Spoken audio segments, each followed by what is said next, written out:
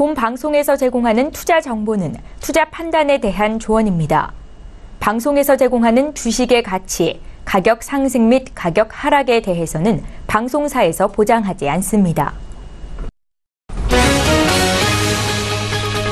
헤드라인 뉴스입니다. 미국 뉴욕 증시에서 주요 지수는 일부 기업들의 실적이 실망스러운 모습을 보인 영향으로 하락했습니다. 뉴욕 증권거래소에서 다우존스 지수는 전장보다 0.48% 하락한 23,329.46의 거래를 마쳤고 S&P 500 지수는 0.47% 내린 2,557.15에 기술주 중심의 나스닥 지수는 0.52% 낮은 6,563.89의 장을 마감했습니다. 발표된 미국 경제지표는 호조를 나타냈습니다. 지난 9월 미국의 신규 주택 판매는 재고 부족에도 강한 수요로 급증했습니다. 미 상무부는 9월 신규 주택 판매가 전월 대비 18.9% 늘어난 연율 66만 7천 채를 기록했다고 밝혔습니다. 가구 수는 2007년 10월 이후 최고치이며 전월 대비 증가율은 1992년 2월 이후 가장 높았습니다. 지난 9월 미국의 내구재 수주도 두 달째 강한 증가세를 보였습니다. 미 상무부는 9월 내구재 수주 실적이 전월 대비 2.2% 증가했다고 발표했습니다. 이는 월스트리트저널 조사치 0.8% 증가를 웃돈 것입니다. 내구재 수주는 올해 들어 9월까지 지난해 같은 기간 대비 5.2% 증가했습니다. 국제유가는 원유 재고가 늘어난 것으로 집계되면서 공급 과잉 우려에 소폭 하락했습니다. 뉴욕 상품거래소에서 12월 인도분 서부 텍사스산 원유 WTI는 전날보다 배럴당 0.6% 내린 52달러 18센트의 거래를 마쳤습니다. 미 에너지정보청에 따르면 미국의 지난주 원유 재고는 4억 5,730만 배럴로 전주 대비 90만 배럴 증가했습니다.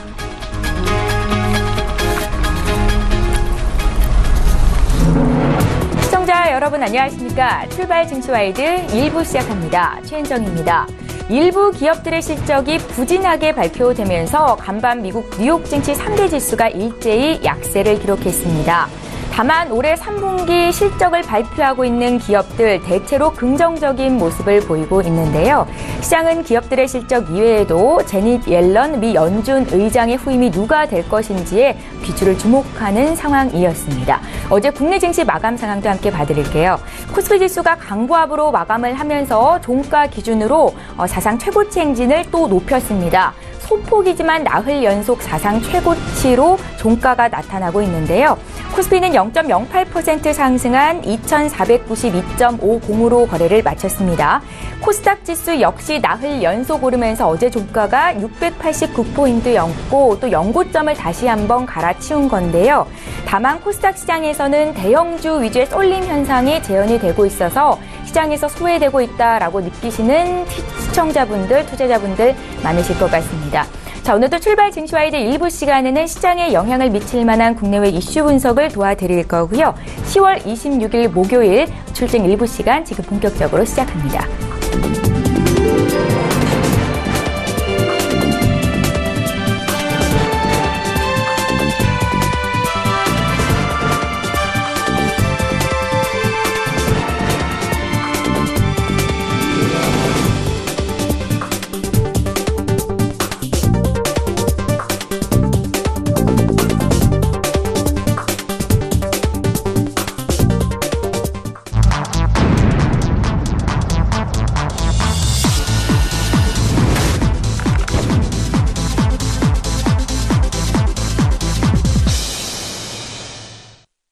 예, 시장에 영향을 줄 글로벌 이슈를 통해서 경제 흐름을 간파해보는 시간입니다. 이호룡의 돌직구 시간이고요. 오늘도 고든자산관리의 이호룡 대표 화상으로 연결해보겠습니다. 대표님 안녕하세요. 네, 안녕하십니까. 예, 오늘도 첫 번째 이슈부터 보겠습니다. 유럽중앙은행이 이번 통화정책회의를 통해서 양적 완화 축소 계획을 발표할 것이다 라고 전망이 되고 있는데요. 이번 회의에서 우리가 확인해야 될 점들은 어떤 것들이 있는지 먼저 좀 봐주십시오. 예, 마리오 드라기 ECB 총재가 지난 6월에 통화정책 기조 변경에 대해서 논의를 하면서 가을에 시작하겠다라고 했죠. 그래서 가을에 마련된 두 번의 회의 중에 한 번인 지난달 회의에서는 좀 발표를 좀 미루는 그런 모습을 보였고요. 결국은 오늘 새벽 정도 될 것 같은데요. 이때 지금 현재 발표를 해야 되는 상황이 된 거죠. 일단 두 개의 조건을 만족시키는 안을 내놔야 하는 마리오 드라기 입장인데요. 그 두 개의 조건이 뭐냐면 비둘기파와 매파를 지금 달래야 되는 그런 상황이죠. 최근까지 꾸준히 그런 모습들을 성명서에서 보여줬기 때문에 이번에도 어떻게 달랠지를 좀 봐야 될 것 같고요. 좀 더 창의적이면 창의적일수록 시장은 상당히 환호할 것이고, 그렇지 않고 평범하다면 오히려 시장은 좀 나빠지지 않을까라는 생각이 듭니다. 첫 번째로 비둘기파를 달래는 모습에 대해서 좀 설명을 드리면요. 현재 유럽 시장 굉장히 좋았지 않습니까? 그렇기 때문에 이 부분을 좀 더 유지하자는 그런 상황이 될 것으로 지금 보이기 때문에, 일단 테이퍼링 발표를 지난번 회의에서 미룬 이유도 이런 비둘기파들이 앞으로 유로존 경제가 좋아지는지를 좀 더 확인하자, 이런 취지에서 미뤘기 때문에 이번에는 어떻게 될지 좀 봐야 될 것 같고요. 근데 이번에 발표된 그 유로존 마켓 PMI 지수를 보면요, 제조 모멘텀이 6년 8개월 만에 가장 강했고, 전 산업의 최저가격 지수가 6년 1개월 만에 최고치를 기록했기 때문에 비둘기파들도 어쩔 수 없이 좀 긴축적인 모습에 대해서는 좀 받아들여야 되지 않나라는 생각이 들고요. 아직 금리 인상보다는 좀 양적 완화 규모를 축소한다는 그런 쪽으로 갈 수밖에 없을 것이고, 충분히 부양적이라는 이미지를 심어줬을 때 비둘기파들이 지금 현재 시장에서 나가지 않는, 이탈하지 않는 모습들이 나오지 않을까라는 생각이 들고요. 문제는 지금 현재 포르투갈, 스페인, 이탈리아, 그리스 등 남유럽 재정 위기 그 당시에 상당히 채권 수익률 급등하지 않았습니까? 그렇기 때문에 양적 완화 카드를 내놓으면서 이 채권 수익률을 낮추려고 상당한 노력들을 했는데요. 이 시비가 이제 다시 테이퍼링을 하게 된다면 남유럽 국채가 급등할 수 있는 가능성이 시장 심리에 영향을 주지 않을까, 이런 부분들이 좀 걱정이 되고 있는 것이죠. 그렇기 때문에 비둘기파들은 이런 부분에 대해서 좀 대책이 나와야 되지 않나라는 얘기를 하고 있고요. 매파 같은 경우에는 최근에 그 주가와 미국 유럽의 경제가 좋아지는 모습을 보면서 상당히 부담스러워했죠. 특히 독일 같은 경우에는 꾸준히 불만을 제기를 했고요. 이런 부분에 대해서 상당히 부양 정책이 과도하다라는 부분들이 불만이었고, 그로 인해서 부동산 가격이 상당히 부담이 됐다라는 부분들, 그리고 증시 또한 상당히 높아졌다는 부분에 대해서는 앞으로 위기를 준비하기 위해서 페이퍼링을 해야 된다라는 쪽에 있었고요. 결국은 채권 매입액을 축소하는 방향의 발언으로 테이퍼를 시작했다는 어떤 사인만 주면 매파를 달랠 수 있다라는 게 지금 나오는 전망입니다. 그리고 지금 현재 채권 매입과 관련돼서 언제까지, 그리고 언제까지 연장되고 어떤 규모로 축소가 될지에 대한 예상 시나리오도 나오고 있는데요. 양적 완화 축소 계획안이 발표된다는 게 지금 현재는 시장의 전망이면서, 로이터에서 지금 나오고 있는 것은 현재 월 600억 유로 정도의 QE 규모를 250억 유로에서 400억 유로 줄이되 QE 기간을 9개월 더 연장하는 안이 나올 것으로 지금 전망을 하고 있는데요. 마리오 드라기 입장에서는 테이퍼 계획을 내놓더라도 시장이 QE 축소보다는 저금리의 상당 기간 유지에 더 주목하기를 바라면서 커뮤니케이션을 신경 쓰지 않을까라는 생각이 듭니다. 자네들이 이 방법으로 꾸준히 효과를 봐왔기 때문에 마리오 드라기도 결국은 매파와 비둘기파를 동시에 달랠 수 있는 이 방법을 선택하지 않을까라는 부분들 좀 봐야 될 것 같고요. 이 12회의에서 어느 정도 긴축 스탠스로 갈 것이라는 예상은 비둘기파, 매파 모두 다 예상을 하고 있지만, 일단 문제는 미국의 차기 연준 의장으로 좀 후보에서 좀 벗어났던 존 테일러가 다시 급상승하면서 앞으로 미국도 상당한 긴축에 들어갈 것이다 라는 부분들이 같이 유로존 테이퍼링과 겹쳐진다면 이 부분은 시장에 있는 투자자들한테는 상당히 불안한 어떤 존재로서 가중되는 그런 모습들이 보일 수 있고요. 결국은 자산 시장의 어떤 유동성이 커질 수밖에 없다. 이런 부분들을 좀 같이 놓고 봐야 될 것 같고요. 그렇기 때문에 이번 성명서 발표와 드라기 기자회견 같은 경우에는 이런 부분에 대한 어떤 경계감이 상당히 고조될 수 있다. 이렇기 때문에 확인하고 가는 것이 좋겠다라는 생각이 듭니다. 네, 잘 알겠습니다. 이번 22 통화정책회의 결과 이후 나올 성명서 문구에도 시장에 관심이 쏠리고 있는데요. 어떤 내용이 포함될 것이라고 보십니까, 대표님? 제가 이제 뭐 연준 그 성명서 같은 경우도 그렇고요. 거의 뭐 비슷합니다. ECB 같은 경우에도 결국은 테이퍼라는 단어가 나올까라는 부분들이 상당히 관건일 것 같습니다. 근데 월스트리트 저널에서는 드라기가 테이퍼라는 단어를 쓰지 않을 것이다 라고 전했는데요. 이유는 뭐냐면 채권 매입 프로그램의 어떤 종료가 20의 최종 목표라는 어떤 인상을 심어주지 않고 싶다는 거죠.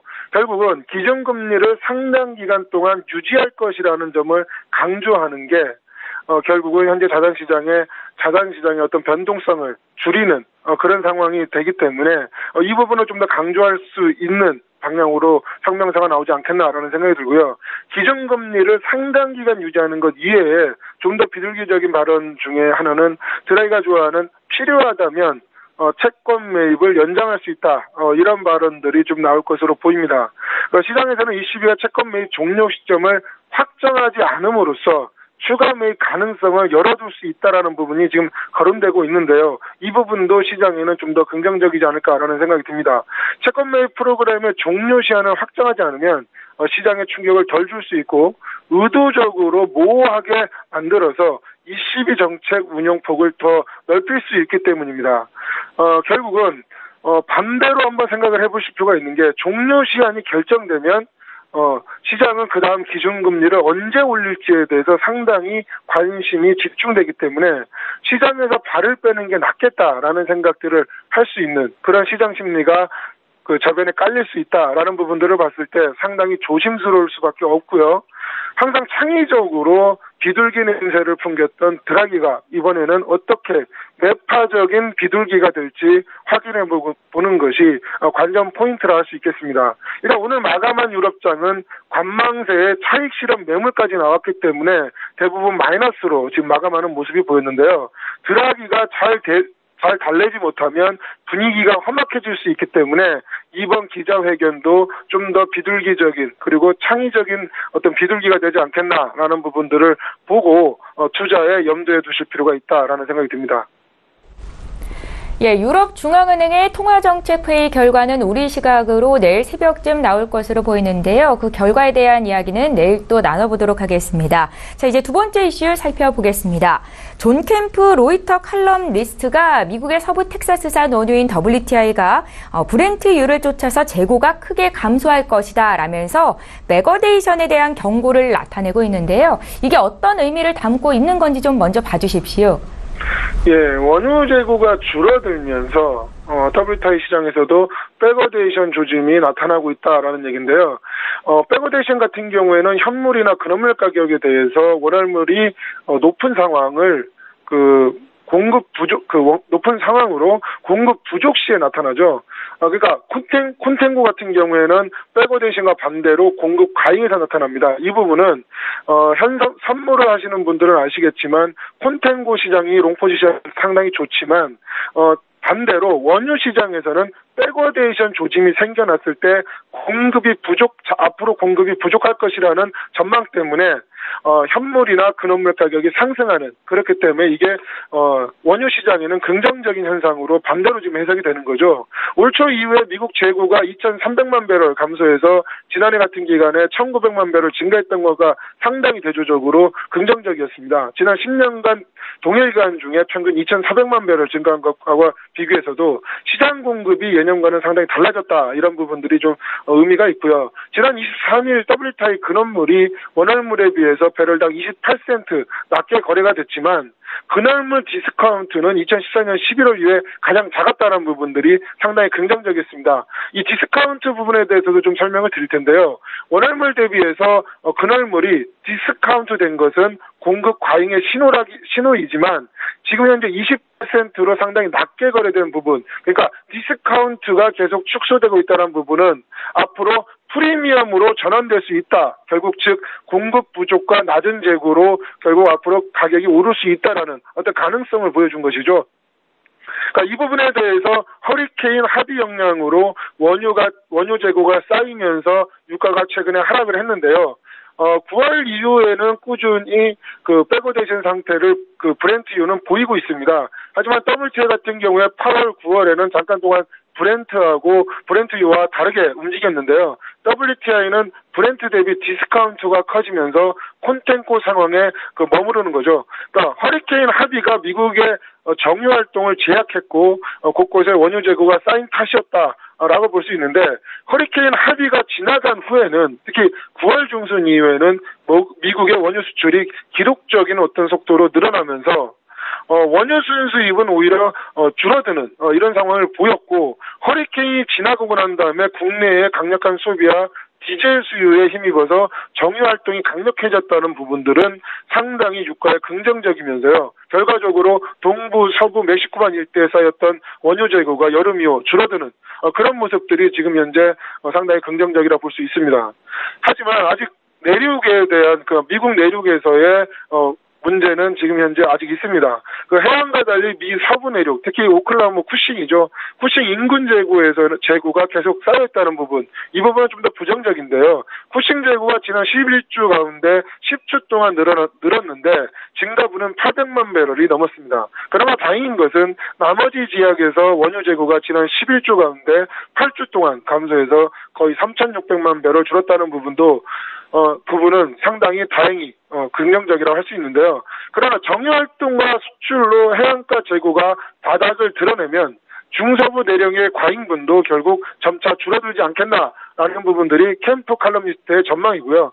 쿠싱 재고 같은 경우에도 지난 13일이 끝난 일주일 동안은 20만 배럴이 늘어나는데 그쳤다는 부분, 그리고 증가분은 8월 중순 이후에 가장 적었고 재고가 절정에 달했다는 신호가 될 수 있다는 부분에서는 상당히 긍정적입니다. WTI 캘린더 스프레드죠. 그러니까 기간이 서로 다른 옵션을 하나는 매수하고 다른 하나는 매도하는 전략인데요. 스프레드가 강화되고 점점 브렌트와 연관성이 커지면서 쿠싱 재고가 정점에 다다른 게 아니냐는 어떤 신호를 보내고 있다는 해석은 매우 WTI의 긍정적인 어떤 부분이 될 것 같고요. WTI 선물이 12월물과 2월물이 여전히 콘텐고로 거래되고 있지만 4월물 이후에는 백오데이션이 되고 있다는 부분도 상당히 앞으로는 WTI가 뛸 수 있다라는 부분들을 지금 현재 전망을 하고 있는 것이죠. 따라서 WTI가 연초 브렌트 추세를 쫓아가면서 내년에는 백오데이션이라는 어떤 긍정적인 전망이 지속될 것이라고 캠프 같은 경우에는 전망하고 있습니다. 예, 원유의 공급 부족 이야기를 하신 건데요. 그렇다면 앞으로 국제유가의 흐름은 어떻겠습니까? WTI는 지금 $52 수준인데 앞으로 더 오를 가능성이 있다는 말씀이신가요? 네, 일단 단기적으로 상승 가능성은 있다라고 보는데요. 그 근거로는요, 24일 CNBC 인터뷰에서 사우디 아람코의 아민 나세르 CEO가 인상적인 발언을 했기 때문입니다. 미국 셰일 오일 붐을 별로 걱정하지 않는다라는 발언이었는데요. 그 이후로 미국의 셰일 오일 산업이 누려온 저비용으로 고품질을 생산하는 스위트 스팟이 무한정 계속될 수 없다라는 그런 부분들이었고요. 일정 기간 동안에는 스위트 스팟에 몰두해서 더 많은 원유를 생산할 수 있을 것으로 보이지만 결국에는 내리막길을 걷게 될 것이라는 경고와 함께 품질이 떨어진 원유를 생산하는 데 비용은 더 많이 들어갈 것이라는 발언을 추가적으로 했습니다. 셰일 오일 자체가 상당히 원유 실추가 상당히 어려운 기술이 복잡한 그런 산업인데요. 앞으로 지금 이렇게 스위트 스팟에 있어서 상당히 많은 고품질의 원유를 생산했다면 이게 고갈되면서 이제 좀 더 어려워진 기술을 활용해서 또 품질을 높은 생산을 하려면 결국은 손익분기점이 높아지지 않겠나라는 부분들이 지금 나오고 있는 부분이고요. 그렇게 된다면 셰일 오일 업체의 어떤 생산량은 다시 줄어들 수밖에 없다라는 부분들이고요. 이런 손익분기점이 높아진 상황에서 셰일 오일 업체가 생산량이 활발하려면 유가가 상승할 수밖에 없다라는 어떤 합리적 추론이 나오는 것이죠. 그렇기 때문에 주요 산유국들의 어떤 감산 합의와 실행이 효과가 긍정적으로 평가되고 있고 그 근거로 미국의 원유 수입이 크게 줄었다는 부분이 지금 계속해서 보고서로 나오고 있다는 부분이 일단 긍정적으로 평가가 되고 있는 부분이죠. 반면에 미국의 원유 수출은 상당히 가파른 증가세를 보이고 있는데요. 사상 최대치를 경신하고 있는 중입니다. 어쨌든 앞에서 존 캠프의 말대로 WTI가 브렌트유보다 가격 경쟁력이 높아진 것은 사실이기 때문에 지금 수준에 머물지는 않을 것으로 보입니다. 하지만 원유 시추 공수가 감소세를 보이고 있다는 것이 확연하게 보이지 않는 이상, 그리고 허리케인으로 인한 일시적인 교란이 작용했을 수도 있다라는 지금 현재 전망이 나오고 있는 이상 유가가 크게 상승할 것으로 단정 짓기는 어렵습니다. 자, 결론적으로 좀 말씀을 드리면, 그럼에도 불구하고 원유 시장의 구조가 전반적으로 상당히 개선되고 있다는 점은 확실합니다. 그렇기 때문에 지금 52달러 선에서 그 저항선인 55달러 이 부분까지는 당장 접근을 할 것 같고요. 결국은 60달러대를 트라이하지 않겠나라는 생각이 듭니다. 그 이후에는 앞에서 말씀드린 대로 셰일 오일 업체의 손익분기점이 높아진 그 부분까지 올라간다면 다시 셰일 업체는 시추를 늘릴 것이고 시추 공수를 증가시킬 수 있다라는 부분들을 봤을 때 60달러 이후에서도 유가가 상승할지는 아직 불투명하다라고 생각이 들고요. 이런 부분을 참고해서 유가와 정유주들을 투자할 필요가 있다고 저는 생각이 듭니다. 예, 앞으로 국제유가의 흐름이 어떨지 코멘트 함께 얻어봤습니다. 고든자산관리의 이효룡 대표와 함께했습니다. 말씀 잘 들었습니다. 감사합니다.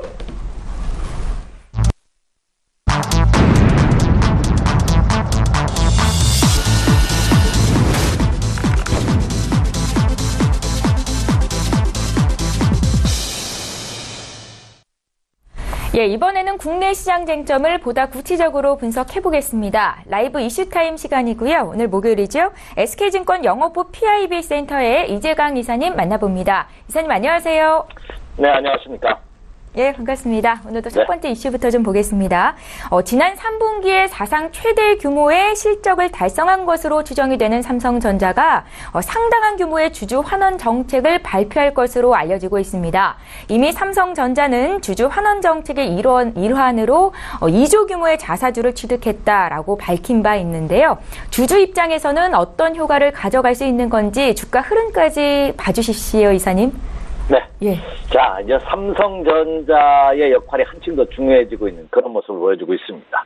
물론 이제 이재용 부회장의 이제 재판 결과가 이제 얼마 남지 않은 그런 모습을 보여주고 있기 때문에 그룹 측에서도 상당히 민감한 그런 상황이고요. 삼성전자 주주 측면, 삼성전자 주가 측면에서 본다면은 삼성전자의 주가 추가 상승 여부가 종합지수가 대망의 2,500포인트를 돌파할 수 있느냐와 직결되는 그런 모습을 보여주고 있다. 이렇게 말씀을 드립니다. 더군다나 이번에 삼성전자가 3분기 최대 실적을 냈죠. 이미 발표를 했습니다. 14조 4조 5천억이나 넘는 그런 그 영업이익을 달성해 줌으로써 이게 추가 상승 여부에 이제 초미의 관심거리가 되고 있는데요. 삼성전자가 이미 270만 원 넘어 있는 상태이기 때문에 삼성전자의 추가 상승은 지수의 추가 상승으로 이어질 가능성이 높다는 점을 감안해 본다면 삼성전자의 주가 향방이 그만큼 중요하지 않나 생각이 됩니다. 그런데 여기서 중요한 것은 삼성전자가 이미 지난 2분기 실적 발표 이후에 회사에서도 발표를 했습니다만 친주주 환원 정책을 적극적으로 실시하겠다는 발표를 이미 했습니다. 그래서 이번에 빠르면 이달 말, 늦으면 11월 초에 그 주주 환원 정책에 대한 구체적인 대안이 나올 것으로 예상이 되는데요. 이미 3분기 사상 최대의 실적을 달성했기 때문에 그 여파는 더 클 것으로 이렇게 예상이 되고 있습니다. 특히 이번에 주주 배당을 확대하겠다. 그리고 자사주를 매입하고 자사주를 소각하겠다는 등 이런 적극적인 대책을 나온다면 삼성전자가 글로벌 시장에서 차지하는 그런 위상은 더 높아질 것으로 이렇게 생각이 되고 있고요. 여기에다가 이 주주 친화 정책이 그 주주 그룹의 지배력 강화에도 도움이 되는 그런 모습을 보일 가능성이 높기 때문에 그 어느 때보다도 가능성이 높다 이렇게 생각이 듭니다. 이번에 삼성전자가 추진하고 있는 주주 환원 정책의 규모가 약 20조 원을 넘어설 것으로 이렇게 예상이 되고 있기 때문에 그 파급 효과는 클 것으로 이렇게 생각이 됩니다.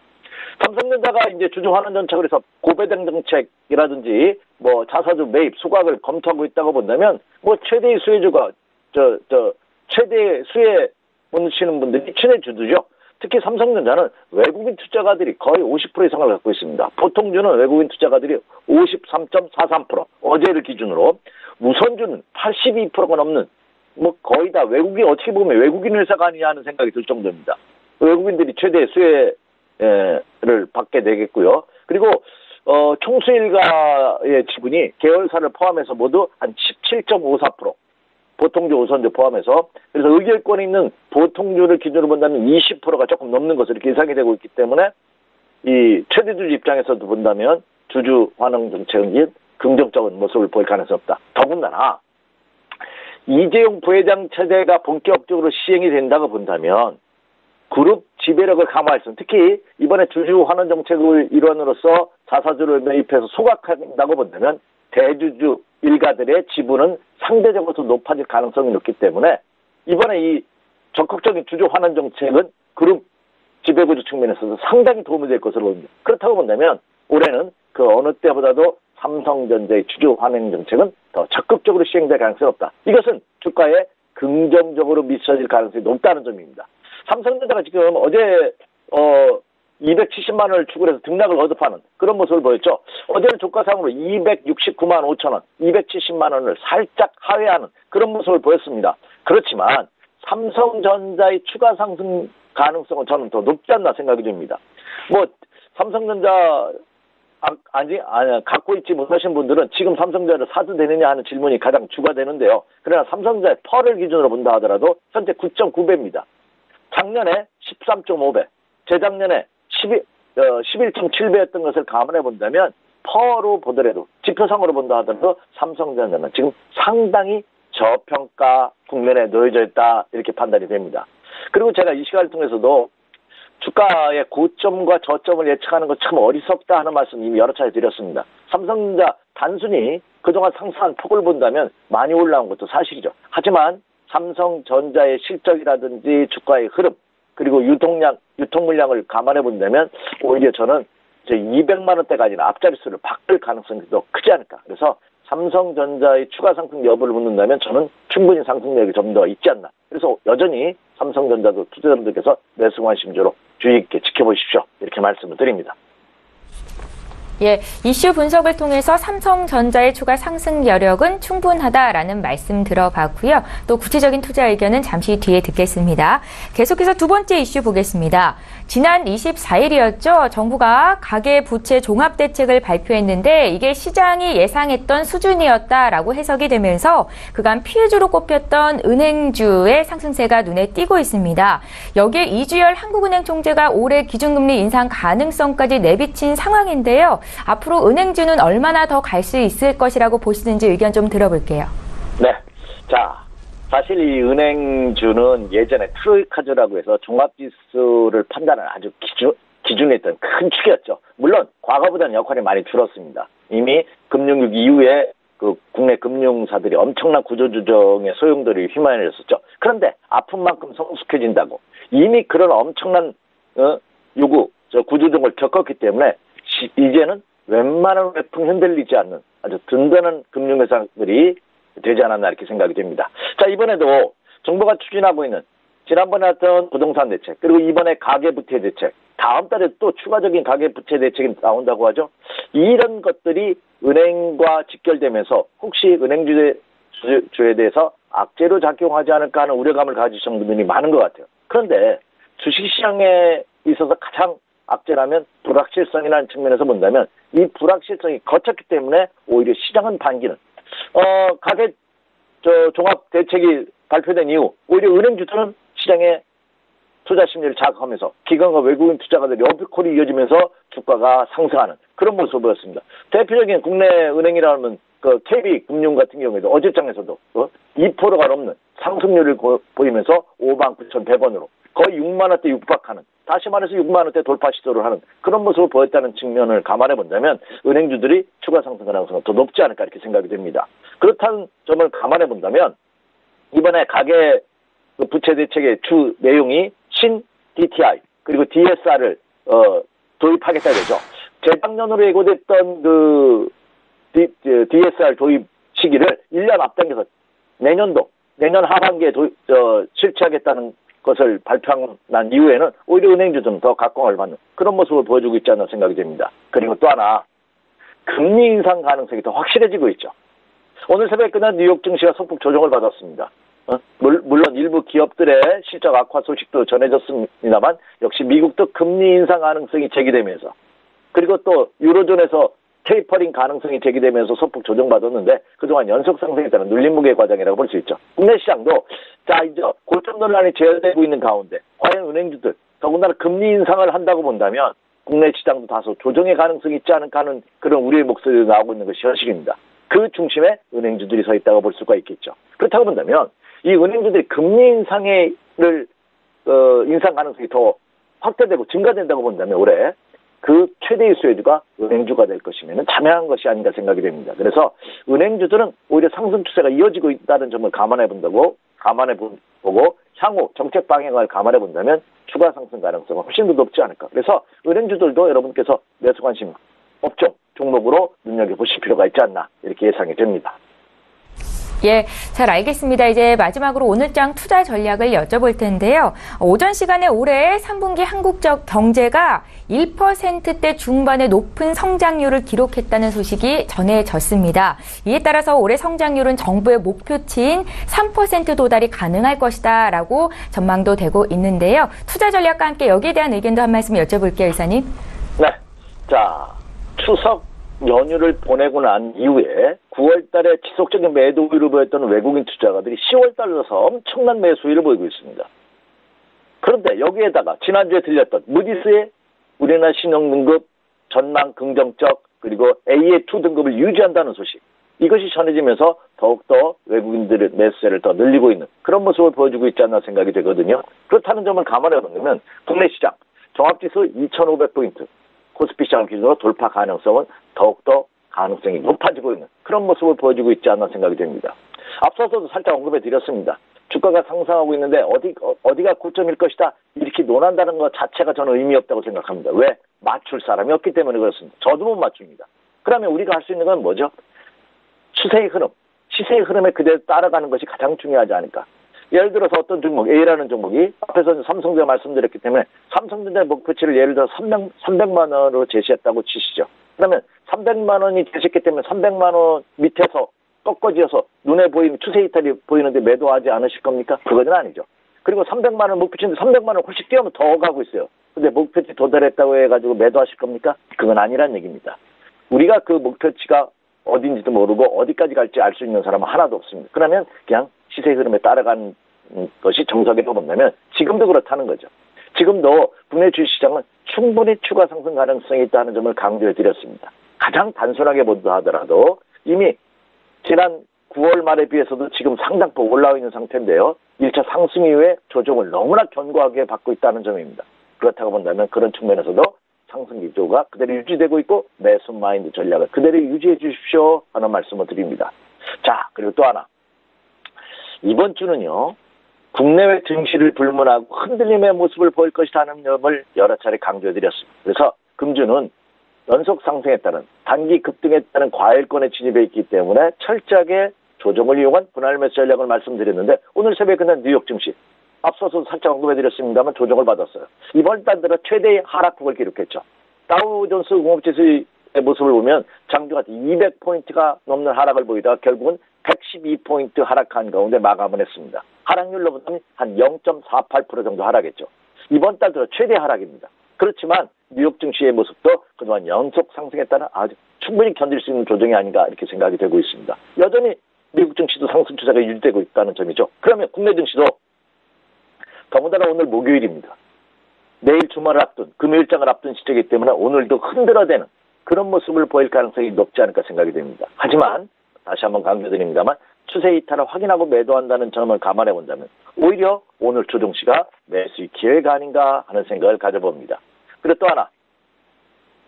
그렇다면 여전히 매수 관심 종목은 어떻게 가져야 되냐. 투자자들 최고의 관심거리일 겁니다.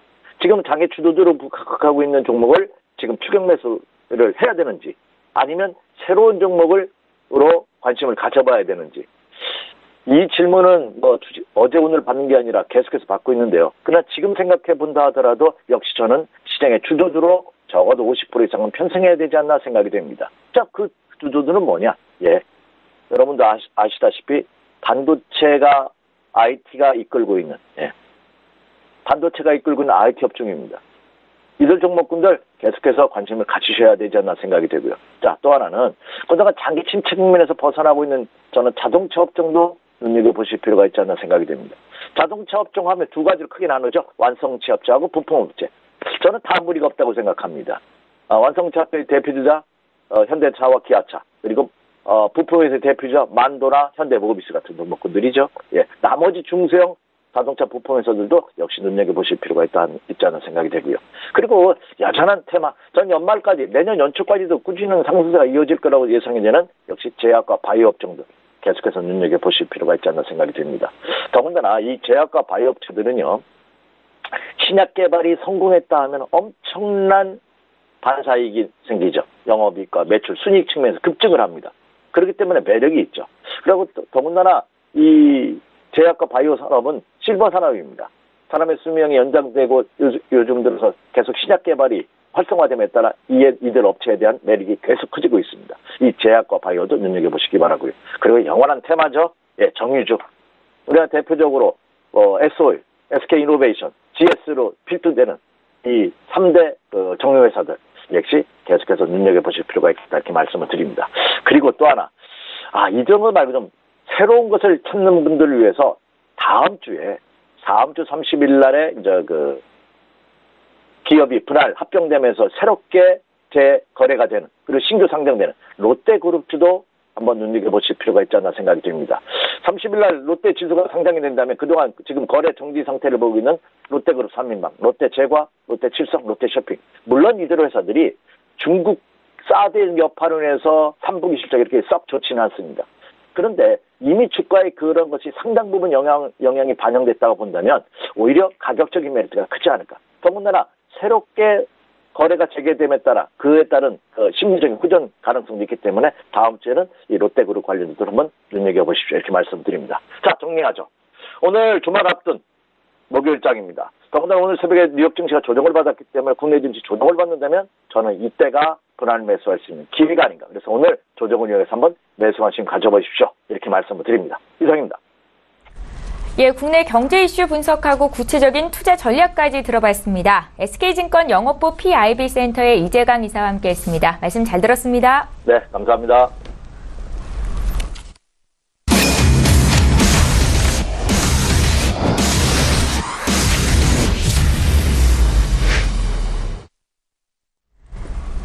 예, 국내외 선물 시장 흐름과 함께 구체적인 투자 전략자 드리고 있습니다. 선재 트레이더의 선물 하이킥 시간이고요. 오늘도 선재 트레이더 화상으로 만나보겠습니다. 안녕하세요. 네, 안녕하십니까. 예, 반갑습니다. 국내 선물 시장 흐름부터 좀 여쭤볼 텐데요. 지수 상방이 막혀있다라는 말씀을 주셨었는데요. 오늘 흐름은 어떨지 또 어제장까지 함께 분석 부탁드릴게요. 네, 우선 보합 행보장 추격 매매는 자제하자. 이렇게 똑같이 또 말씀드리겠습니다. 우선 어제 보면 오늘은 S&P를 한번 언급하고 싶은데요. S&P 차익 매물이 나오면서 추세 지지력을 가졌고요. 그 다음에 재차 다시 반등했지만 오늘은 이 구간들 막히는 걸 볼 생각입니다. 그리고 하단부 보합 구간까지 다시 열 생각이고요. 우선은 우리 국내 시장에는 큰 영향을 주지 않을 걸로 생각을 하고 보는 게 낫겠죠. 왜? 빠진 이후에 다시 보합장으로 들어갔기 때문에요.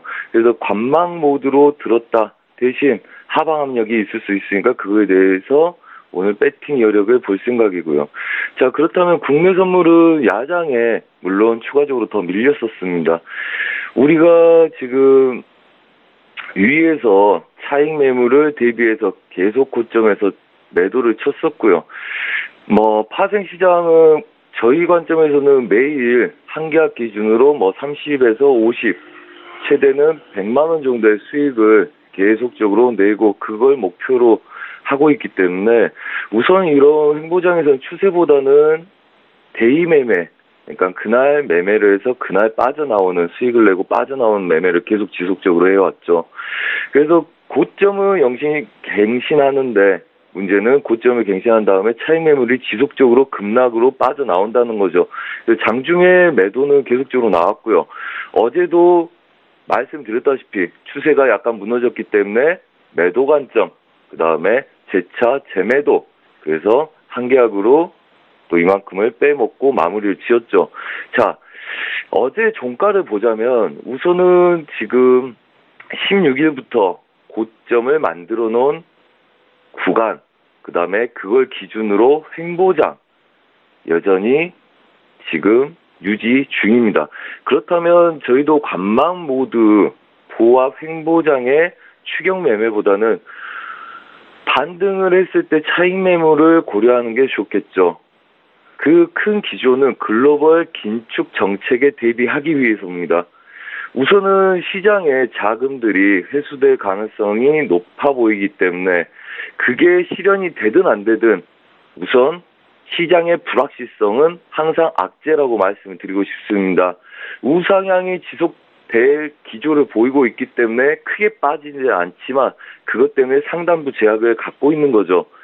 그래서 계속 횡보장에서 매도의 관점 80%, 매수의 관점 20%, 그래서 매도를 한 10번 정도 쳤을 때 매수를 한두 번 쳐서 그걸 위아래로 긁어먹는 매매를 이제까지 해왔고요. 거의 매일 하루도 손실 없이 지속적으로 그렇게 끌고 오고 있는데 우선 변동성이 작기 때문에 수익은 우리가 기대한 만큼 그렇게 크지 않습니다. 오늘 고점 부근 중심에 있기 때문에 더더욱 오늘 보합장에 대한 관망 장세 유효하겠다 이렇게 보이고 있고요.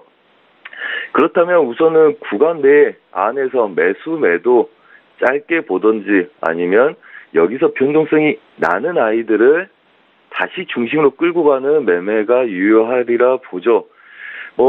전반적으로 보합장이 길어지면 우선은 변동성도 커질 겁니다. 그래서 보합에서 우리가 많이 먹었기 때문에 이제는 좀 더 보합에 대한 강한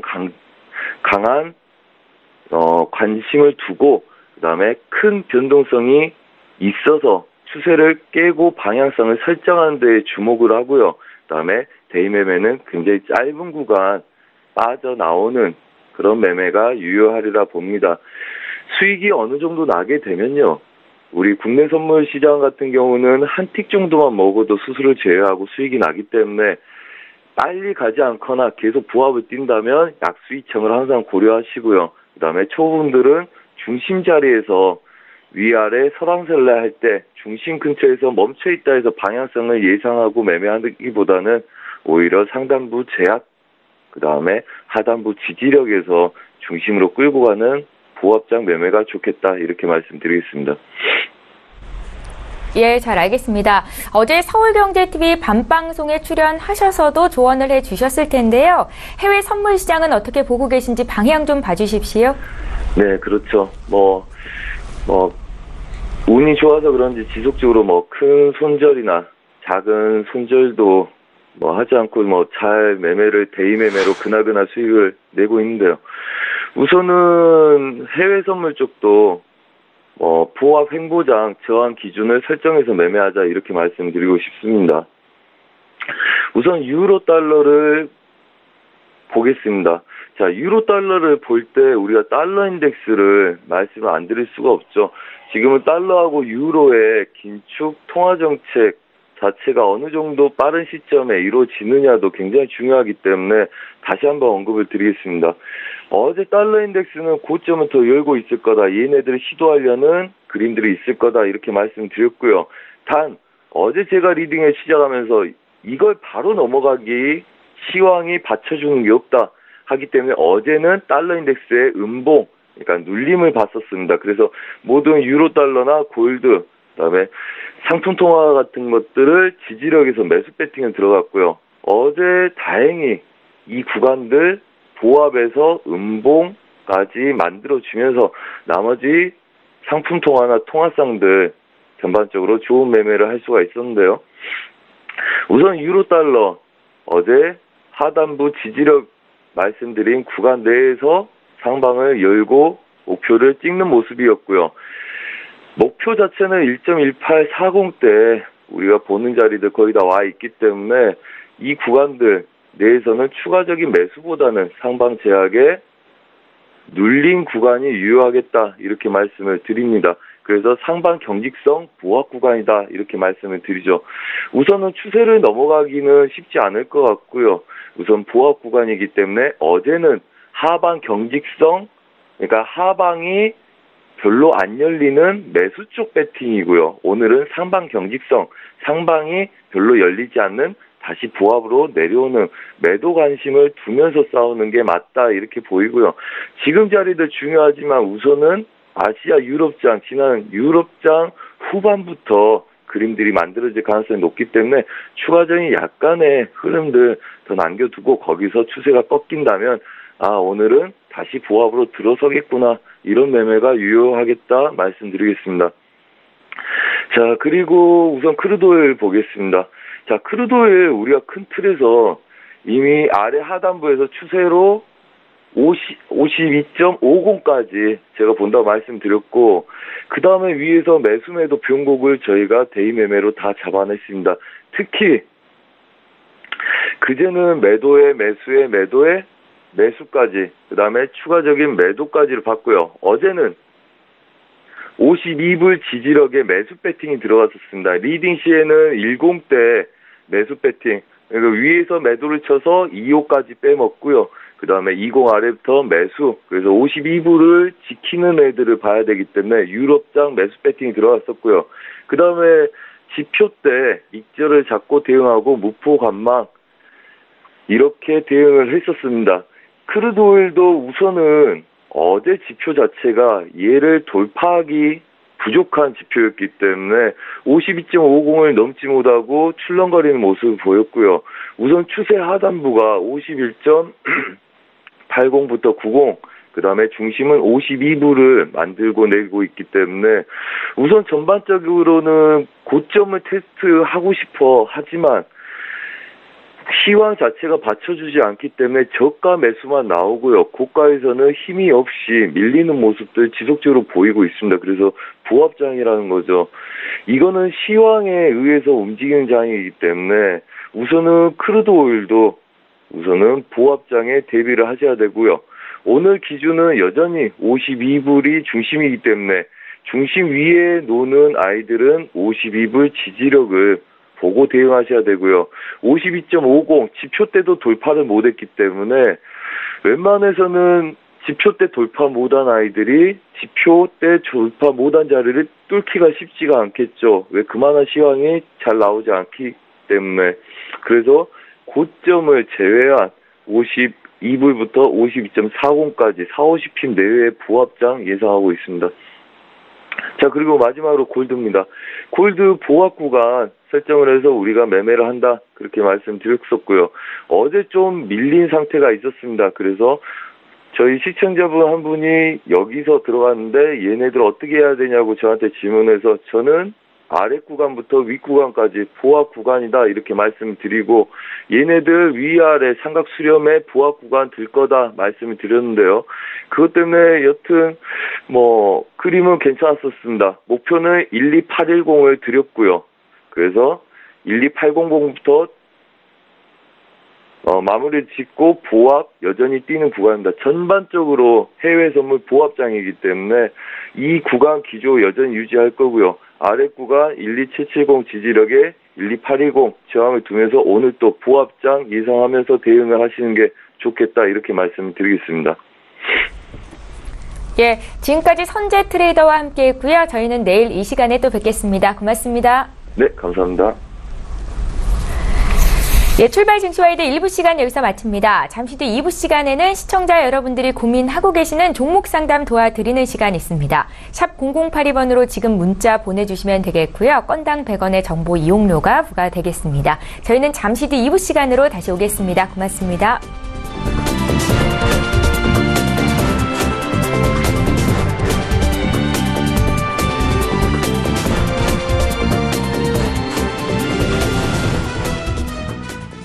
본 방송에서 제공하는 투자 정보는 투자 판단에 대한 조언입니다. 방송에서 제공하는 주식의 가치, 가격 상승 및 가격 하락에 대해서는 방송사에서 보장하지 않습니다.